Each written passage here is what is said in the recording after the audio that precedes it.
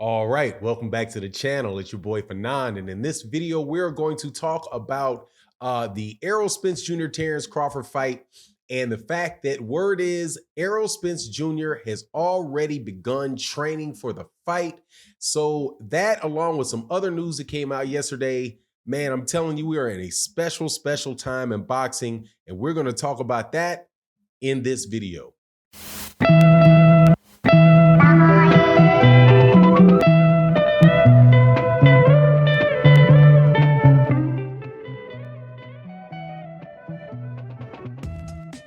All right, welcome back to the channel. It's your boy Fanon, and in this video, we are going to talk about the 147-pound division, but more importantly, man, we are going to talk about a legendary time in boxing and how sometimes you got to just sit up and appreciate where you are when you are in a spot that that happens on a very rare basis.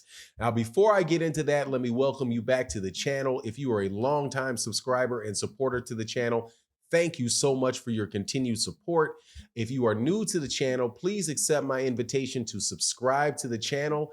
Hit the bell icon so you can be notified of when we release more videos. Your participation in the live streams and in the videos would be greatly appreciated. Hopefully you can keep it positive in the live in the comment sections, but any way you participate is greatly appreciated. All right, so let's get into this. First and foremost, I want to say this. We are in a absolutely wonderful situation where I am 99.9% sure we are going to get a once in a man.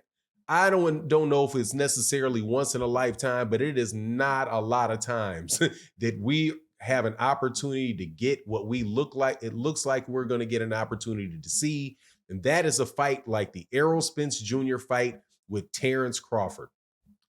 And the reason, obviously, I'm telling you, I believe that this fight is going to be made is because of a lot of reasons. One, Errol Spence Jr. says it's going to happen before the end of the year. Terence Crawford says that it is going to happen. Showtime says that they believe this fight is going to happen before the end of the year. You have Terence Crawford that is actually now doing interviews on Showtime about the fight. You've got Terence Crawford's camp saying the fight is going to happen in November, right? All of these signs point very much towards.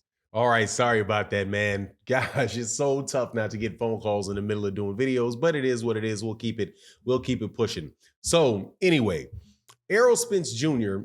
and through his trainer has said that they have already begun training for the fight, and that I think is absolutely excellent news. You see videos of Errol Spence Jr. out running and out training. I personally have seen Errol at the fight, the Brave Vargas versus Mark Magsayo fight, and he already looks like he is in fighting shape. Now, he did not look like his body weight was all the way down to where he would needed to be to make 147 pounds, but he looked very strong, very fit. And also, there's word Terence Crawford has already started training. He's got Mike Tyson going to his gym in Omaha, Nebraska. So all of this stuff makes it look like this fight is about to pop off. But I'm telling you, and this is something that I get a lot in the comment sections that I wanted to cover. Look, this is not some type of fight that where you just sit back and you don't talk about the fight. And you say, okay, well, I'm just going to sit on my hands and wait and say, okay, I'll start talking about the fight when the fight happens. I'm telling you, man, as a boxing fan, been a boxing fan for a very long time, 99% of the enjoyment that real hardcore boxing fans get from the sport of boxing are the conversations around the actual boxing match. The conversations that happen before the boxing match, the conversations that take place after the boxing match has concluded. Those are the things that stick with you, and that is a lot of the value that you get in the sport of boxing, different than you get when in other sports like basketball or football, where you watch a basketball game one time, and you may never ever watch that basketball game again. Where and because it's a series of the series, you watch that series and it's an absolutely great time, but then you wind up having a lot of conversations in basketball about what team will the 96 Bulls beat the 2000s, the 2020 Golden State Warriors, right? Those type of conversations are really what you wind up enjoying after the fact. And a lot of the conversations take place before the fact are really what adds a lot of value to any particular sport, but boxing in particular. And what we very, very, very rarely get in boxing is an opportunity to see two guys that are in their prime, like Errol Spence Jr. and Terence Crawford, who are absolutely at the top of the game, not just of their welterweight division, but absolutely at the top as two of the best fighters in all of boxing, right? Who are in their prime and who are not where you don't have one guy that's a hype job and the other guy, over the hill. It's very rare that you get those two type of prime future Hall of Fame fighters getting in the ring with each other for everything, for all the marbles, right? So it's something that should be celebrated, something that should be talked about, and something that should just continue to be set up as an example of what we want to see in boxing.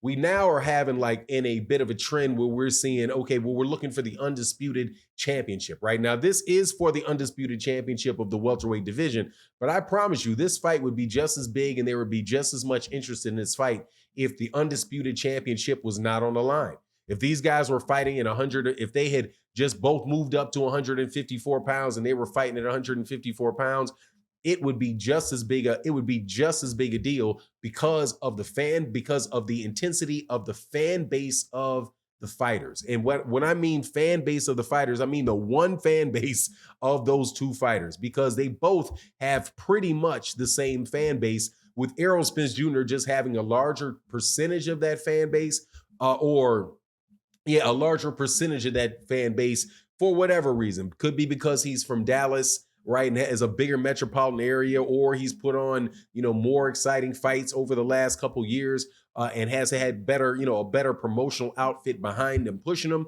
But whatever the case is, man, it's been a long time, man. I think you get Sugar Ray Leonard versus Sugar Ray Leonard versus Tommy Hearns was this type of fight. But at the same time, I recall being a kid during that time.